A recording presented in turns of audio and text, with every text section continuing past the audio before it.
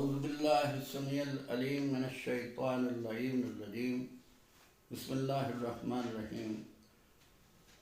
سامعین و ناظرین، آج کی گفتگو کا ٹاپک ہے کہ بسم اللہ کی اعرابی کیفیت کیا ہے۔ تو اس سلسلے میں گزارش یہ ہے کہ عربی زبان میں الفاظ کے زیر زبر پیش کی تبدیلی کی وجہ سے معنی میں بھی تبدیلی آ جاتی ہے۔ تو یہاں سب سے پہلا لفظ ہے بسم۔ بسم کیا جو آخری لفظ ہے میم، اس کے نیچے زیر ہے، اور زیر کی وجہ کیا ہے؟ پہلی بات یہ کروں کہ اس مو نہیں پڑھا گیا، اس ماں نہیں پڑھا گیا، اس لیے کہ اس مو اور اس ماں یعنی پیش اور زبر کے اسباب نہیں تھے، عوامل موجود نہیں تھے۔ یہاں صرف زیر کے عوامل تھے، زیر کے اسباب موجود تھے۔ اور وہ کیا عوامل تھے، کیا اسباب تھے؟ تو یہاں پر اسم کے میم کے نیچے زیر پڑھنے کا سبب یہ تھا کہ اسم کی ابتدا میں لفظ بے آیا ہے۔ بے ان حروف میں سے ہے جو جب بھی کسی اسم کے ساتھ حروف متصل ہو جائیں تو اس اسم کے آخری لفظ پہ زیر پڑی جاتی ہے۔ لہذا پورے قرآن مجید میں بلکہ پورے کلام عرب میں آپ جہاں بھی دیکھیں گے یہ بے جو جارہ والی بے کہلاتی ہے، اس بے کا جب اتصال ہو جائے گا کسی اسم کے ساتھ بھی تو اس اسم کے آخری حرف پہ زیر پڑی جائے گی۔ تو دوسرا لفظ ہے لفظ اللہ۔ اللہ کی ہے کے نیچے بھی زیر پڑی گئی ہے، یعنی اللہ ہے پڑھا گیا ہے۔ تو اللہ ہو کیوں نہیں پڑھا گیا، اللہ ہا کیوں نہیں پڑھا گیا؟ اس وجہ سے کہ ہے پر پیش پڑھنا یا ہے پر زبر پڑھنا اس کے عوامل موجود نہیں تھے، اس کے اسباب اور وجوہات موجود نہیں تھی۔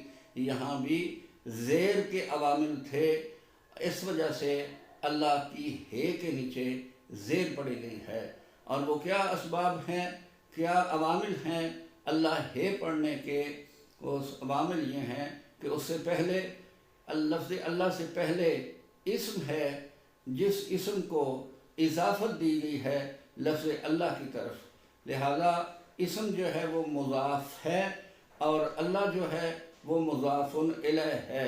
اور عربی گرامر کا یہ قاعدہ ہے کہ جو بھی مضاف الیہ ہوگا اس کے آخر میں زیر پڑی جائے گی، اس وجہ سے لفظ اللہ کے آخر میں زیر پڑی گئی ہے۔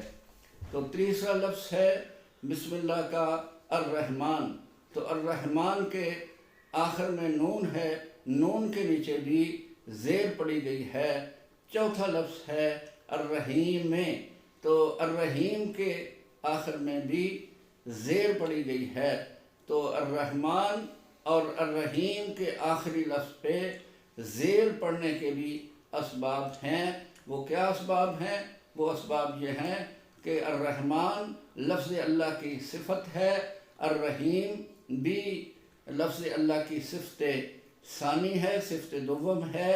تو قاعدہ ہے عربی زبان کا، عربی گرامر کا، کہ جب صفت کسی اسم کی ہو تو وہ صفت اسم کے اعراب میں تابع ہوتی ہے موصوف کے۔ جو اعراب موصوف کا ہوگا وہی صفت کا ہوگا۔ تو یہاں موصوف لفظ اللہ ہے اور اس کے آخر میں زیر ہے، تو صفت کے اپنے موصوف کے تابع ہونے کی وجہ سے الرحمن میں پڑھا گیا ہے اور الرحیم میں پڑھا گیا ہے۔ یہ بسم اللہ کا وہ اعراب ہے جو اعراب قرآن مجید میں درج ہے۔ قرآن مجید کلام الہی ہے، قرآن مجید زبان رسول سے نکلا ہے، لہذا اسی اعراب کو پڑھنا ضروری اور واجب ہے قرآن کی روح سے، قرآن کی اتباع کرتے ہوئے۔